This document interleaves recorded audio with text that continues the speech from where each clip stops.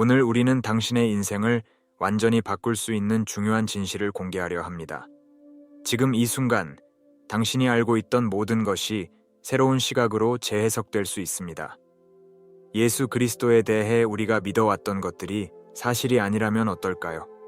이것이 바로 우리가 오늘 다룰 주제입니다. 1945년 이집트의 사막에서 발견된 고대 문서들이 오랫동안 감춰져 있던 진실을 밝혀냈습니다. 이 비밀은 당신의 영적 여정을 완전히 바꿀 수 있습니다. 지금 당장 이 영상을 끝까지 시청하지 않으면 인생을 바꿀 수 있는 귀중한 지식을 놓칠 수 있습니다. 우리가 공개할 정보는 당신에게 진정한 자유와 깨달음을 줄 것입니다. 지금부터 시작되는 여정은 상상했던 것보다 훨씬 더 깊고 혁명적일 것입니다.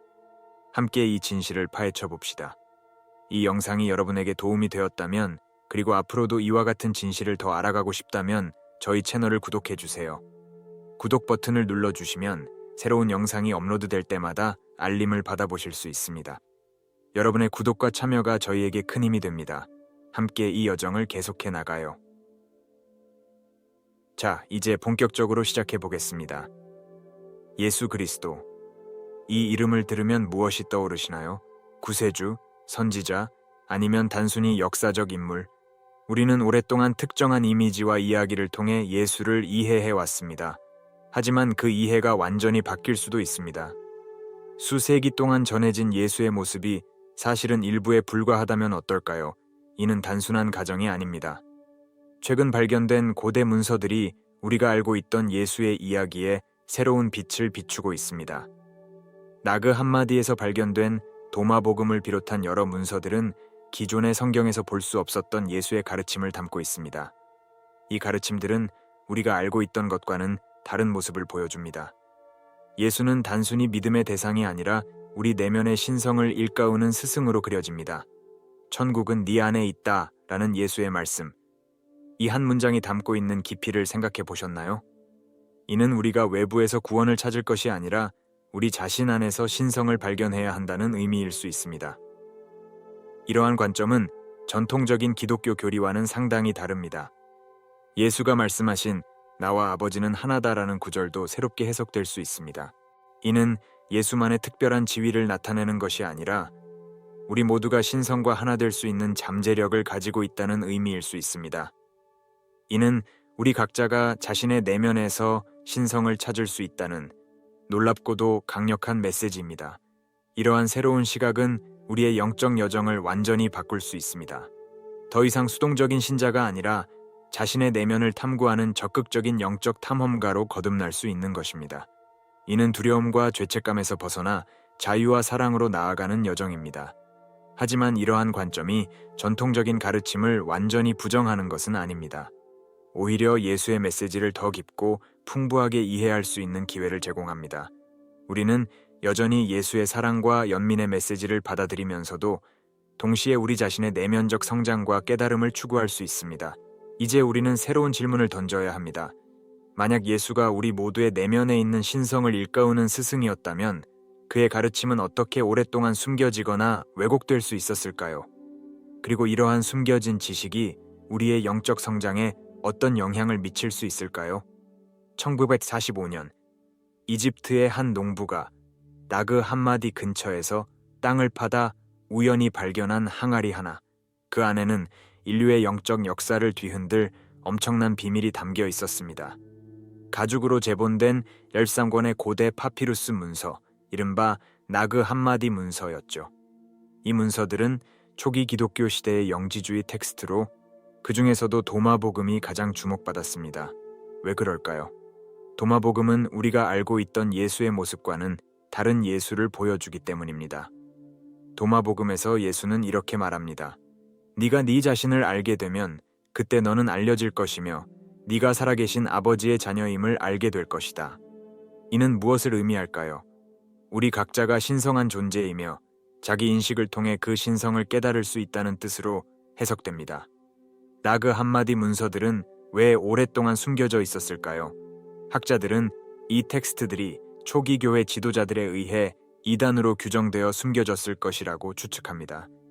그들의 가르침이 당시 형성되고 있던 정통 기독교 교리와 충돌했기 때문이죠. 이 문서들이 제시하는 관점은 혁명적입니다. 예수를 단순히 숭배의 대상이 아닌 우리 내면의 신성을 일깨우는 안내자로 묘사합니다. 살아있는 자는 자신을 발견해야 한다라는 구절은 우리 각자가 자신의 영적 여정을 스스로 개척해야 함을 암시합니다. 나그 한마디 문서는 우리의 영적 잠재력에 대해 무엇을 말하고 있을까요? 그것은 우리 모두가 신성한 빛을 내면에 품고 있으며 그 빛을 발견하고 개발하는 것이 인생의 목적이라고 제시합니다. 이는 전통적인 종교관과는 상당히 다른 관점입니다. 이 문서들은 또한 우리가 알고 있던 예수의 이미지를 재정의합니다. 여기서 예수는 죄를 대신 짊어진 구원자가 아니라 우리 각자의 내면에 있는 신성한 지혜를 일깨우는 스승으로 그려집니다. 너희가 너희 안에 있는 것을 끄집어내면 그것이 너희를 구원할 것이요. 너희 안에 있는 것을 끄집어내지 못하면 그것이 너희를 파멸시킬 것이다. 라는 구절은 이를 잘 보여줍니다. 나그 한마디 문서의 발견은 우리에게 중요한 질문을 던집니다. 만약 이 가르침들이 진실이라면 우리는 어떻게 살아야 할까요? 우리의 영적 여정은 어떻게 바뀔까요? 그리고 여기서 우리는 또 다른 의문에 봉착합니다. 이러한 혁명적인 가르침들이 오랫동안 숨겨져 있었다면 그 외에 또 어떤 영적 지혜가 우리의 발견을 기다리고 있을까요? 돌로레스 캐논, 이 이름을 들어보셨나요? 그녀는 20세기 후반 가장 영향력 있는 영적 연구가 중 한 명으로 특히 그녀의 저서 예수와 에세네파는 많은 이들의 관심을 받았습니다. 캐논은 독특한 방법으로 연구를 진행했습니다. 그녀는 최면 상태의 사람들을 통해 과거 생에 대한 정보를 얻어내는 양자치유 최면술을 사용했죠. 이 방법을 통해 그녀는 예수 시대로 거슬러 올라가 그동안 우리가 알지 못했던 예수의 모습을 그려냈습니다. 캐논의 연구에 따르면 예수는 에세네파라는 신비주의 유대교 종파와 깊은 관련이 있었다고 합니다. 에세네파는 명상, 치유, 자연과의 조화를 중시하는 공동체였죠. 이들의 가르침이 예수의 사상 형성에 큰 영향을 미쳤다는 것입니다. 더 놀라운 것은 예수의 가르침에 대한 새로운 해석입니다. 캐논은 예수가 단순히 믿음을 강조한 것이 아니라 각 개인의 내면에 있는 신성한 잠재력을 일깨우는 것을 중요시했다고 주장합니다. 하늘나라가 너희 안에 있다는 말씀은 바로 이를 의미한다는 것이죠. 예를 들어 예수가 말한 부활의 의미도 새롭게 해석됩니다. 캐논에 따르면 이는 육체의 부활이 아니라 영적 각성을 의미한다고 합니다. 우리 내면의 신성한 자아가 깨어나는 것, 그것이 바로 진정한 부활이라는 것입니다. 또한 캐논은 예수가 인도와 티베트 등지를 여행하며 다양한 영적 전통을 배웠다고 주장합니다. 이는 예수의 가르침이 단순히 유대교 전통에만 국한된 것이 아니라 보편적인 영적 진리를 담고 있다는 것을 시사합니다. 캐논의 연구는 예수를 신격화된 존재가 아닌 우리와 같은 인간으로 그립니다. 다만 그는 자신의 내면에 있는 신성을 완전히 깨달은 존재였고 그 깨달음의 길을 우리에게 보여주려 했다는 것입니다. 이러한 관점은 우리에게 큰 영감을 줍니다. 우리 모두가 예수와 같은 잠재력을 가지고 있다면 우리의 삶은 어떻게 변할 수 있을까요? 우리 안에 있는 신성을 깨닫는다는 것은 어떤 의미일까요? 하지만 여기서 우리는 또 다른 질문에 직면합니다. 만약 캐논의 주장이 사실이라면 왜 이러한 가르침들이 오랫동안 숨겨져 있었을까요? 그리고 이를 받아들인다면 우리의 영적 실천은 어떻게 변해야 할까요? 잠시 눈을 감고 깊이 생각해 보세요. 만약 우리 모두가 신성한 존재라면 우리의 삶은 어떻게 바뀔까요? 고대 문서들이 밝혀낸 예수의 숨겨진 가르침은 우리에게 놀라운 메시지를 전합니다. 그것은 바로 우리 각자가 무한한 잠재력을 지닌 신성한 존재라는 것입니다. 이는 단순한 종교적 교리가 아닌 우리의 본질에 대한 근본적인 통찰입니다. 예수가 말씀하신 너희가 나보다 더 큰 일을 하리라 하는 구절을 기억하시나요? 이 말씀의 진정한 의미를 이해하면 우리의 인생관이 완전히 바뀔 수 있습니다. 예수는 자신을 숭배의 대상으로 여기길 바란 것이 아니라 우리 모두가 그와 같은 깨달음에 도달할 수 있다고 가르친 것입니다. 이러한 가르침은 우리에게 엄청난 책임감과 동시에 자유를 줍니다. 우리는 더 이상 외부의 구원자를 기다릴 필요가 없습니다. 대신 우리 내면에 있는 신성한 불꽃을 발견하고 키워나가는 것이 우리의 사명이 됩니다. 예를 들어 예수가 행한 기적들을 생각해 보세요. 그가 물 위를 걷고 병자를 고치고 떡을 늘렸다는 이야기들은 단순한 역사적 사실이 아닐 수 있습니다. 이는 우리 모두가 가진 무한한 잠재력을 상징적으로 보여주는 것일 수 있습니다. 이러한 관점에서 볼 때 예수의 가르침은 우리에게 자기 발견의 여정을 떠나라고 초대합니다. 이는 단순히 종교적 의식을 따르는 것이 아니라 끊임없는 자아 성찰과 영적 성장을 요구하는 여정입니다.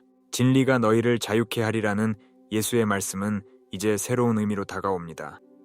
이는 우리가 자신의 참된 본성을 깨달을 때 비로소 진정한 자유를 얻을 수 있다는 뜻입니다.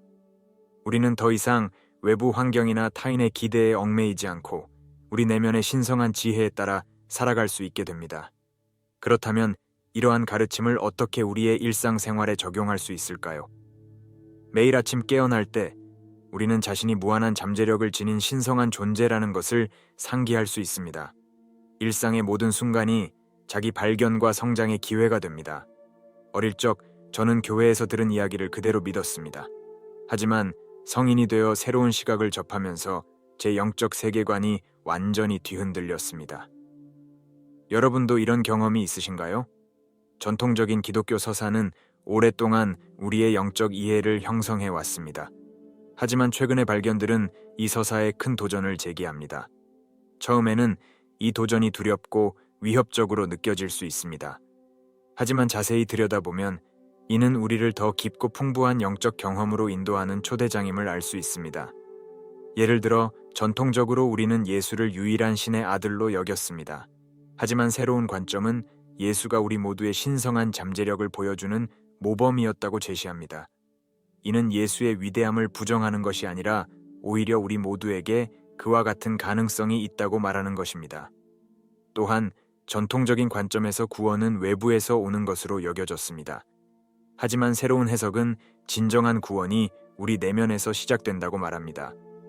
이는 우리에게 더 큰 책임감을 부여하지만 동시에 더 큰 자유와 힘을 줍니다. 이러한 새로운 시각은 우리를 수동적인 신자에서 능동적인 영적 탐험가로 변화시킵니다. 더 이상 누군가가 정해준 답을 받아들이는 것이 아니라 스스로 질문하고 탐구하며 자신만의 영적 진실을 찾아가는 여정을 떠나게 됩니다. 예를 들어 기도의 개념을 생각해 봅시다. 전통적으로 기도는 신에게 무언가를 요청하는 행위로 여겨졌습니다.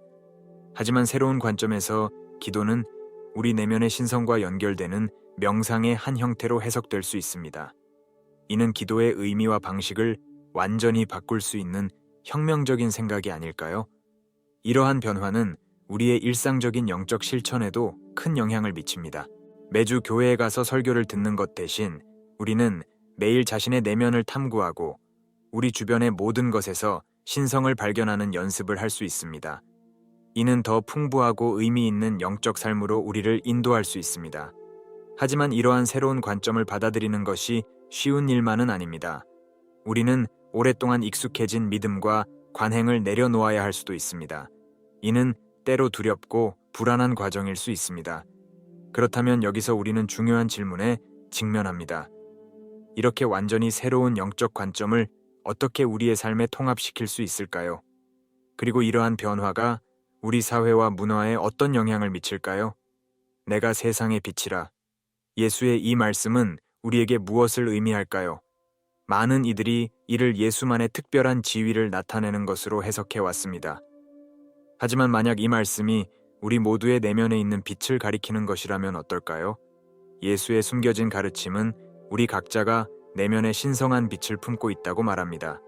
이는 단순한 종교적 교리가 아닌 우리 존재의 본질에 대한 깊은 통찰입니다. 우리는 더 이상 외부의 구원자를 기다릴 필요가 없습니다. 대신 우리 안에 이미 존재하는 신성을 깨닫고 그것을 키워나가는 것이 우리의 과제입니다. 이 여정은 쉽지 않습니다. 그것은 끊임없는 자기 성찰과 명상, 그리고 우리의 참된 본성에 대한 깊은 이해를 요구합니다. 때로는 우리가 그동안 믿어왔던 모든 것에 의문을 제기해야 할 수도 있습니다. 하지만 이 과정은 동시에 매우 보람있고 해방적인 경험이 될 수 있습니다. 예를 들어 매일 아침 잠에서 깨어날 때 우리는 잠시 멈춰서서 자문해 볼 수 있습니다. 내 안의 신성한 빛은 어디에 있는가? 이러한 질문은 하루를 시작하는 우리의 마음가짐을 완전히 바꿀 수 있습니다. 또한 우리가 마주치는 모든 사람 안에서도 같은 빛을 볼 수 있습니다. 이는 우리의 인간관계를 근본적으로 변화시킬 수 있는 강력한 통찰입니다. 더 이상 타인을 경쟁자나 적으로 보는 것이 아니라 같은 신성한 빛을 공유하는 동반자로 바라볼 수 있게 됩니다. 내면의 빛을 찾는 과정에서 우리는 다양한 도구와 기술을 활용할 수 있습니다. 명상, 요가, 자아탐구 등의 실천은 우리를 더 깊은 자기 이해로 이끌 수 있습니다. 하지만 중요한 것은 이러한 실천들이 단순한 외적 행위가 아니라 내면의 변화를 위한 도구라는 점을 인식하는 것입니다. 이 여정에서 우리는 때때로 어둠과 마주하게 될 수도 있습니다. 우리의 두려움, 불안, 그리고 내면의 그림자들과 대면해야 할 수도 있죠. 하지만 이 역시 중요한 과정입니다. 우리의 모든 면을 받아들이고 이해할 때 비로소 우리는 진정한 자아와 연결될 수 있습니다. 내면의 빛을 찾는 여정은 결코 끝나지 않습니다. 그것은 평생에 걸친 탐험이며 매 순간 새로운 발견과 깨달음을 가져다 줍니다. 이 여정에서 우리는 점점 더 우리의 진정한 본성, 즉 무한한 사랑과 지혜의 원천과 가까워집니다. 하지만 여기서 우리는 중요한 질문에 직면합니다. 만약 우리 모두가 내면에 이러한 신성한 빛을 가지고 있다면 왜 우리는 여전히 갈등과 고통으로 가득 찬 세상에 살고 있는 것일까요?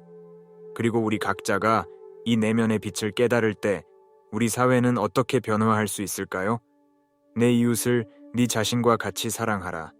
이 오래된 가르침이 오늘날 우리에게 어떤 의미를 지니는지 생각해 보셨나요? 우리는 지금 그 어느 때보다도 이 말씀의 깊은 의미를 이해하고 실천할 수 있는 시대에 살고 있습니다.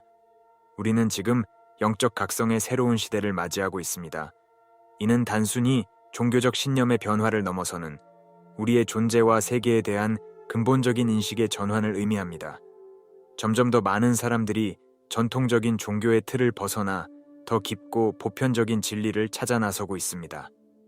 이러한 변화는 우리 주변에서 쉽게 목격할 수 있습니다.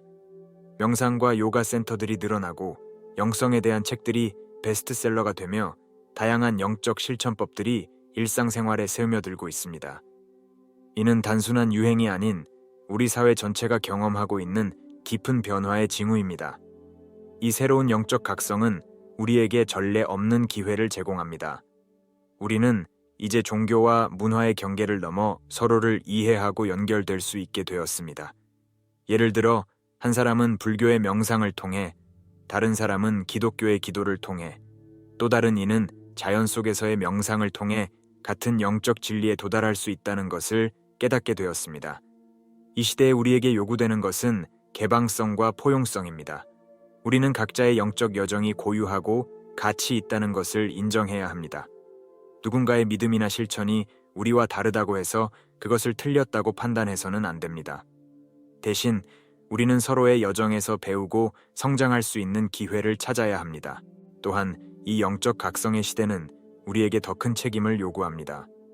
우리가 깨달은 진리를 단순히 개인적인 차원에서 머물게 하는 것이 아니라 그것을 세상과 나누고 실천해야 합니다. 예를 들어 우리가 모두 하나로 연결되어 있다는 깨달음은 환경 보호와 사회 정의를 위한 적극적인 행동으로 이어져야 합니다. 이 새로운 시대의 영성은 일상생활과 분리된 것이 아닙니다. 오히려 그것은 우리의 모든 행동과 결정에 스며들어야 합니다. 직장에서, 가정에서, 그리고 사회에서 우리는 이 깨달음을 바탕으로 더 의식적이고 사랑에 기반한 선택을 할 수 있습니다. 하지만 이러한 변화가 쉽게 이루어지는 것은 아닙니다. 우리는 여전히 많은 도전과 갈등에 직면해 있습니다. 오래된 믿음 체계와 새로운 통찰 사이의 충돌, 개인의 자유와 공동체의 조화 사이의 균형 등 우리가 해결해야 할 과제들이 많이 있습니다. 그렇다면 여기서 우리는 중요한 질문을 던져볼 수 있습니다.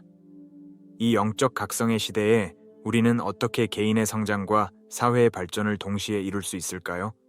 그리고 이러한 변화가 우리의 미래를 어떻게 형성해 나갈까요?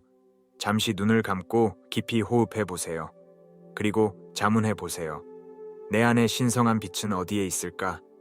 이 질문은 단순해 보이지만 우리의 영적 여정을 시작하는 강력한 촉매제가 될 수 있습니다.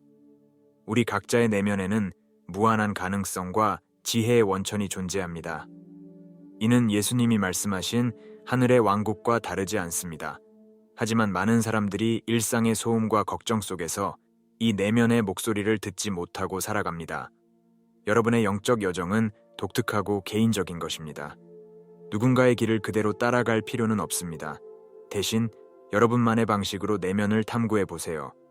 명상, 기도, 자연 속 산책, 예술 활동, 봉사 등 여러분에게 맞는 방법을 찾아보세요. 중요한 것은 정기적으로 자신의 내면과 연결되는 시간을 갖는 것입니다. 이 여정에서 여러분은 때로 두려움, 의심, 혼란을 경험할 수 있습니다. 이는 자연스러운 과정입니다. 오히려 이러한 감정들을 환영하세요. 그것들은 여러분에게 중요한 가르침을 줄 수 있는 스승입니다. 또한 주변 사람들의 반응에 너무 신경 쓰지 마세요. 여러분의 변화를 이해하지 못하는 사람들도 있을 수 있습니다. 하지만 기억하세요. 이는 여러분의 여정입니다. 다른 이들의 이해나 승인을 구할 필요가 없습니다. 매일 조금씩 시간을 내어 자신을 돌아보세요. 오늘 나는 어떤 생각과 감정을 경험했는가? 나의 행동은 나의 가치관과 일치했는가? 나는 오늘 어떻게 성장했는가? 이런 질문들은 여러분의 자아인식을 깊게 만들어줄 것입니다. 그리고 무엇보다 자신에게 인내심을 가지세요. 영적 성장은 하룻밤 사이에 이루어지지 않습니다. 그것은 평생에 걸친 여정입니다. 작은 변화와 깨달음에도 감사할 줄 아는 마음을 기르세요. 여러분의 내면에서 발견하는 진실들을 일기에 기록해보는 것은 어떨까요? 시간이 지나면서 여러분은 자신의 성장 과정을 명확히 볼 수 있을 것입니다. 이는 어려운 시기에 큰 힘이 될 수 있습니다. 마지막으로 이 여정을 혼자 걸을 필요는 없다는 것을 기억하세요. 비슷한 관심사를 가진 사람들과 교류하며 서로의 경험을 나누는 것도 큰 도움이 될 수 있습니다. 하지만 동시에 다른 이의 경험과 자신의 경험을 비교하지 않도록 주의하세요. 여러분의 영적 여정은 지금 이 순간부터 시작됩니다. 그리고 이 여정은 여러분을 놀라운 발견과 깊은 평화로 인도할 것입니다. 여러분 안에 있는 무한한 가능성을 믿으세요. 그리고 그 가능성을 현실로 만들어가는 모험을 즐기세요. 이 여정을 함께 나누고 싶으신가요? 우리 채널을 구독하시면 더 많은 영적 통찰과 실천적인 조언들을 만나보실 수 있습니다. 여러분의 이야기도 댓글로 공유해 주세요. 우리는 함께 성장하고 서로를 지지하며 이 아름다운 여정을 걸어갈 수 있습니다. 지금 바로 구독 버튼을 눌러주세요. 여러분의 영적 성장을 응원합니다.